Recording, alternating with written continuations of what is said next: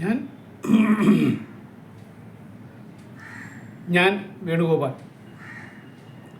കുറേ കാലമായിട്ട് ഞാൻ വീഡിയോ ഒന്നും ചെയ്യാറില്ല. ഇപ്പോൾ എനിക്ക് തോന്നി വീണ്ടും തുടങ്ങിക്കളയാണ്.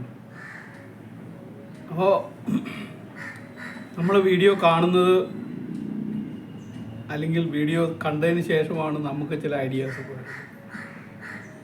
ഇന്നത്തെ എൻ്റെ ഈ വീഡിയോ യൂട്യൂബ് ചാനലുകളെ കുറിച്ചിട്ടാണ്. ഒരുപാട് ചാനലുകളുണ്ട്, മലയാളത്തിൽ, തമിഴിൽ, ഹിന്ദിയിൽ, എല്ലാം, ഇംഗ്ലീഷിൽ. ഞാനിപ്പോൾ സാധാരണയായിട്ട് മലയാളം യൂട്യൂബ് ചാനലുകൾ വളരെ കുറച്ചേ കാണാറുള്ളൂ. കാരണം അവർ സത്യം പറയാറില്ല. പലപ്പോഴും പറയുന്നത് സത്യമാണോ നുണയാണോ എന്ന് നമ്മൾ അന്വേഷിച്ച് പോയി തിരയേണ്ടി വരും. കാരണം നിഷ്പക്ഷതയില്ലാത്ത സംപ്രേഷണങ്ങളാണ് പൊതുവെ മലയാളം യൂട്യൂബ് ചാനലുകൾ നടത്തിക്കൊണ്ടിരിക്കുന്നത്. അതുകൊണ്ട് തന്നെ ഞാൻ ഈ അടുത്ത കാലത്ത് ഹിന്ദി, ഇംഗ്ലീഷ് ഇത് രണ്ടുമാണ് കൂടുതലും കാണാറ്. ഇപ്പം ഹിന്ദിയിൽ തന്നെ പറയുകയാണെങ്കിൽ രസകരമായ ചില ചാനലുകളുണ്ട്.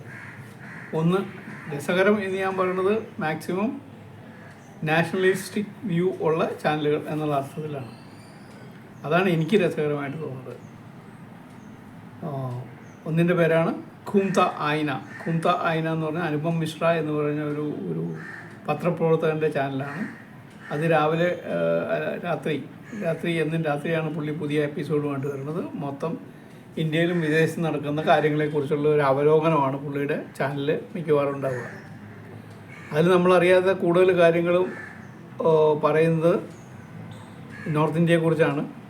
ബേസിക്കലി യു പി, ബീഹാർ അങ്ങനെയുള്ള സ്റ്റേറ്റുകളെ കുറിച്ച്. കാരണം പുള്ളി ഒരു അലഹബാദുകാരനാണ്, അതായത് പ്രയാഗ്രാജ്കാരനാണ്.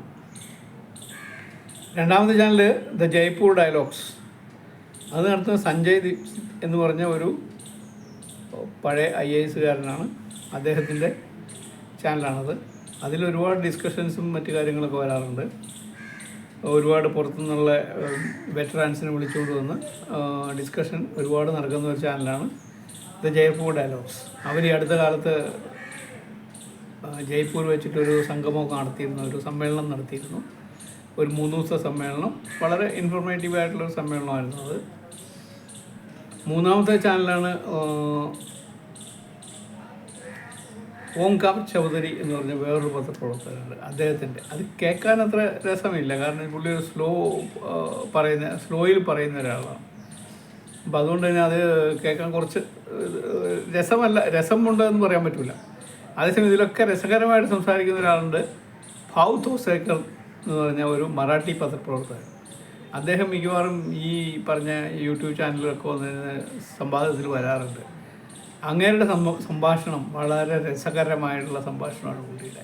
ഞാൻ ഈ കണ്ടിരിക്കുന്നതിൽ ഏറ്റവും നല്ല ഡയലോഗ്സ് അല്ലെങ്കിൽ ആർഗ്യുമെൻറ്റ്സ് അദ്ദേഹത്തിൻ്റെയാണ്. രസകരമായിട്ട് പുള്ളി പ്രസൻറ്റ് ചെയ്യുന്നുണ്ട്. അപ്പോൾ ഞാൻ പറയണത്, ഈ മലയാളികൾ കുറച്ചൊക്കെ ഹിന്ദി അറിയാമല്ലോ, അപ്പോൾ ഹിന്ദി ചാനലുകളും കൂടി ഒന്ന് കാണാൻ ശ്രമിക്കുക.